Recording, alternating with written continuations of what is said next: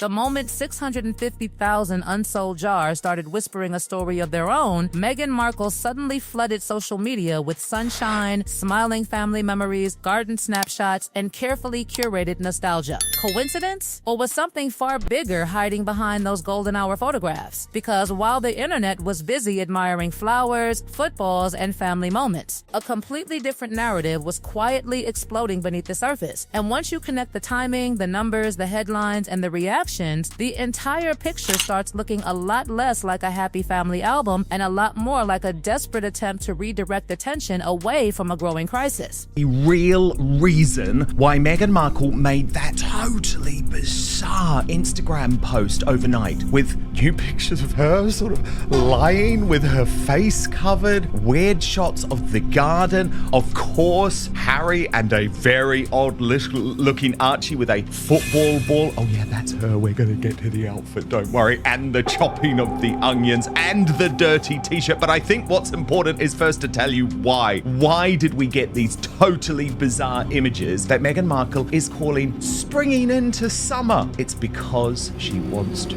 overshadow her own husband. I tried so hard. Did you like it?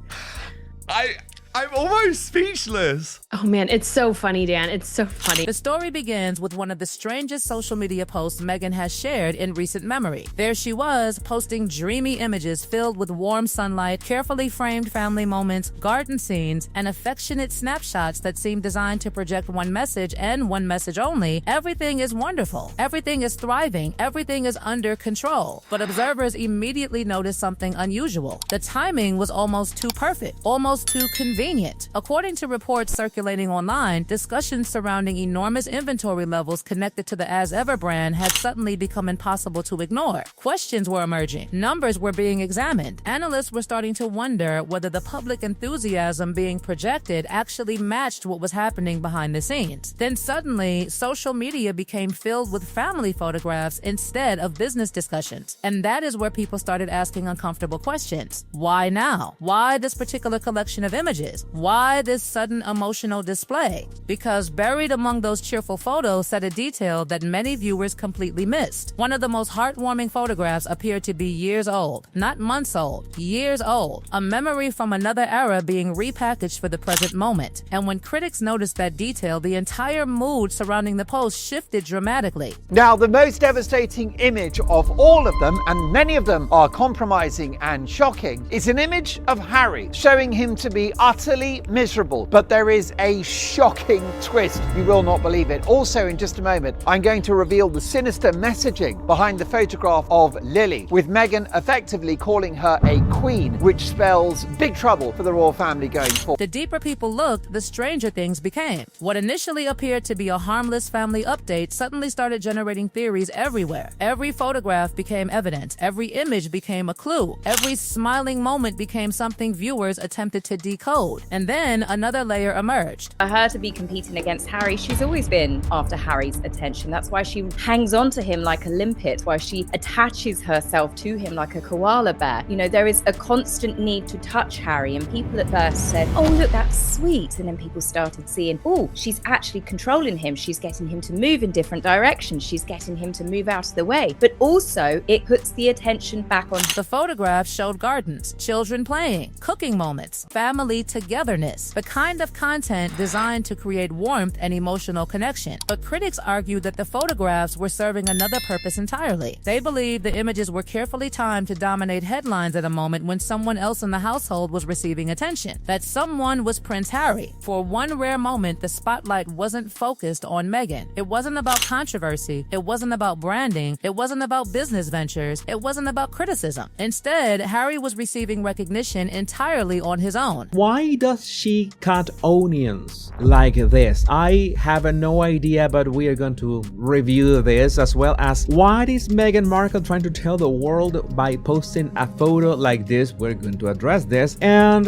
perhaps one of the quickest, most mysterious ones are why would she hire or at least recommend a younger and cuter lady to promote As Ever. And that recognition mattered. The same day those family family photographs appeared online. Prince Harry was receiving significant praise connected to the Invictus Games. For once, headlines weren't centered around royal drama, they weren't centered around disputes, they weren't centered around controversies. They were centered around Harry's work with veterans and wounded servicemen and women. For many observers, it was the most positive press Harry had received in years. And then, within hours, social media exploded with Meghan's family photo collection. Suddenly, the conversation changed. Suddenly, attention shifted. Suddenly, the internet was discussing gardens, children, relationships, and carefully curated family imagery. Critics immediately noticed the sequence of events. Supporters called it coincidence. Skeptics called it strategy. The debate became fierce. Some commentators argued that Meghan simply wanted to celebrate her family. Others believed something far more calculated was happening. After all, Meghan's public image has always been built around timing. Timing interviews, timing appearances, timing announcements, timing photographs. So when a major positive headline appeared for Harry and was almost immediately followed by an emotional family-centered photo campaign, people started connecting dots. Fairly or unfairly, the conversation shifted toward one uncomfortable possibility, that Meghan simply could not allow Harry to enjoy a moment entirely for himself. That theory spread quickly, and as it spread, another problem emerged: the numbers. Numbers do not care about public relations. Numbers do not care about emotional storytelling. Numbers do not care about carefully staged photographs. Numbers tell their own story. Reports began circulating about declining popularity figures. Polling suggested a noticeable slide in public favorability. More concerning was the fact that negative opinions appeared to be increasing simultaneously. That combination created a dangerous trend, because it wasn't merely that support was weakening, opposition was growing. Then came another statistic that grabbed attention: website traffic. Observers studying the As Ever brand noticed reports suggesting significant declines in visitors over a relatively short period. Month after month, the audience appeared to be shrinking rather than expanding. For a brand relying heavily on public enthusiasm and online engagement, that was not the kind of trajectory anyone wanted to see. And suddenly, the family photographs started looking different. Not because the photographs themselves changed, because the context changed. People began asking whether the images were designed to soften perceptions, whether they were intended to rebuild emotional connections, whether they represented an effort to remind audiences of family values at a moment when business questions were becoming increasingly difficult to avoid. Then came the criticism that stung the most. Not anger, not outrage, not hostility. Boredom. Some media commentators argued that Meghan's biggest problem wasn't controversy anymore. It was irrelevance. They claimed audiences were becoming exhausted by repetitive narratives and familiar grievances. According to these critics, the public simply wasn't paying attention the way they once did. That accusation may have been more damaging than any scandal, because scandals create attention. Boredom destroys it. And while those discussions were spreading, another enormous question was quietly gaining momentum. What exactly was happening with those reported 650,000 unsold items? Because if those inventory figures were even remotely accurate, they pointed toward a far bigger story than social media photographs, family albums, or carefully curated summer memories. Now comes the number that refused to disappear no matter how many family photographs appeared online. Reports suggesting hundreds of thousands of products sitting in inventory became the elephant in the room. Critics looked at the alleged figures and immediately started doing the math. If the inventory levels were truly that large and website traffic was moving in the opposite direction,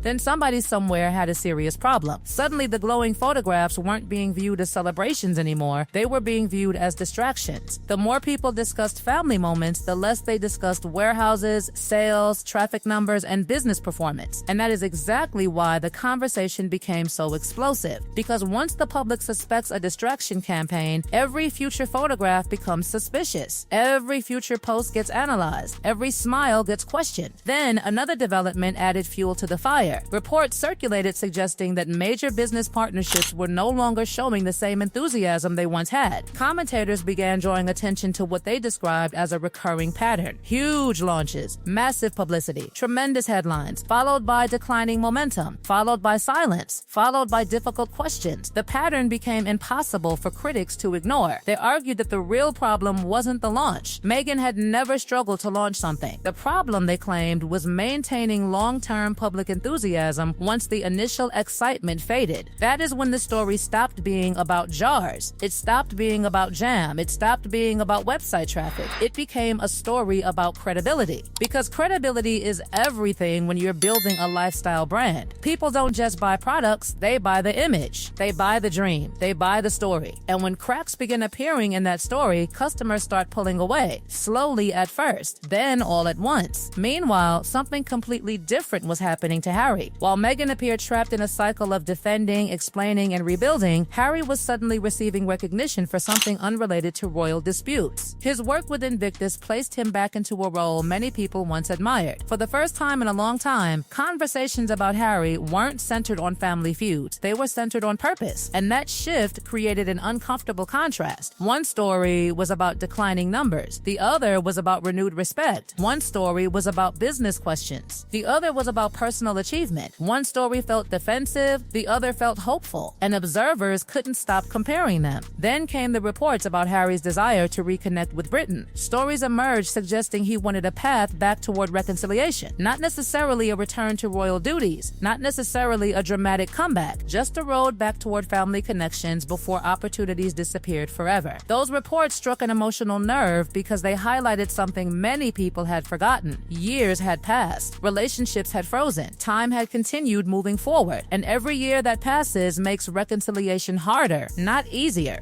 Yet even as those stories emerged, reports suggested that royal doors remained firmly closed. Family gatherings continued without him. Invitations reportedly failed to arrive. Events took place with everyone present except the person who once stood near the center of royal life. That image haunted commentators, not because it proved a conspiracy, because it suggested something simpler. Life had moved on. That may be the harshest reality of all. Not anger, not revenge, not punishment, indifference, and suddenly the entire week started looking like a giant contradiction. Harry was receiving one of the best headlines he'd enjoyed in years, while simultaneously appearing further away from his family than ever. Meghan was flooding social media with images of warmth and happiness, while critics were focusing on inventory numbers and declining popularity. Everything looked successful on the surface. Everything looked troubled underneath. That is why this story became so compelling, because it wasn't really about a photograph. It wasn't really about a website. It wasn't really about a warehouse. It was about two competing realities. The reality being presented to the public and the reality critics believe is unfolding behind the scenes. And perhaps the most damaging detail of all was that little reminder from the past buried inside the photo collection itself. An old image suddenly recycled during a week filled with difficult headlines. To critics, it looked less like confidence and more like urgency, less like celebration and more like damage control. Maybe the photographs were innocent. Maybe the timing was coincidence. Maybe the criticism is completely unfair. But here's the problem. Once doubt enters the conversation, every action gets viewed through that lens. And that is where the real trouble begins. Because warehouses can eventually empty. Poll numbers can recover. Brands can rebuild. Public opinion can change. But trust? Trust is much harder to restock. And as this story continues unfolding, one question remains hanging over everything like a dark cloud nobody can quite ignore. If everything is truly going according to plan, why does it feel like so much energy is being spent convincing everyone that it is? The answer to that question may be the biggest story of all, and judging by the growing scrutiny, this saga is far from over.